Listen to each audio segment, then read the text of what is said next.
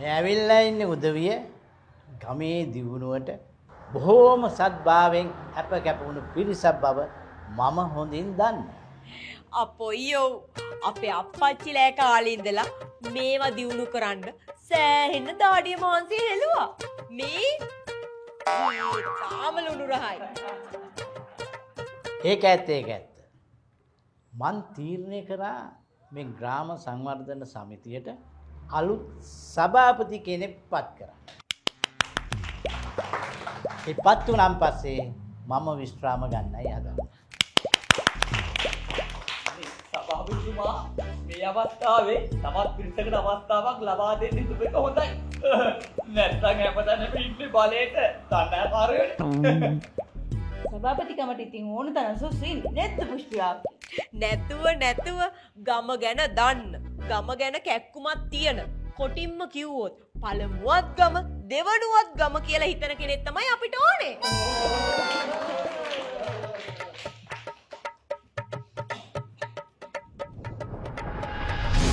ඒ බලගත්තු සුරේ දාගත්තම කිරියෙන් පැණියෙන් මුදුරන්නේ නම්බුනාමු තානාන්තර තමාගේ දෙපතුර ළඟට එන්නේ. කිකිරි ලිද්දට ගියා ලිද්දවට කරෝන් යකා.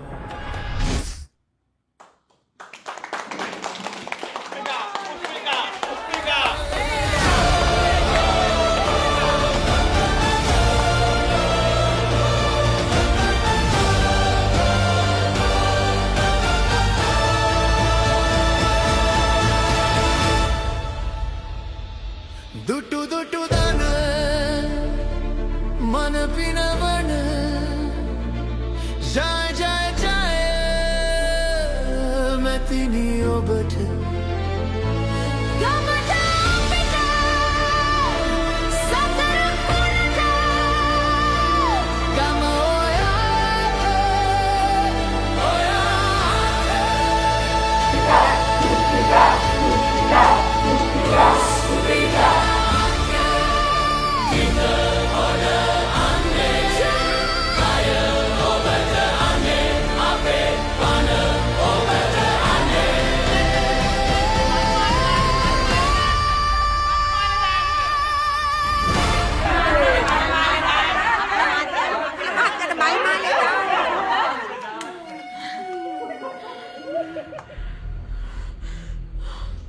බලපංකෝ මං ඔබට කරන දේ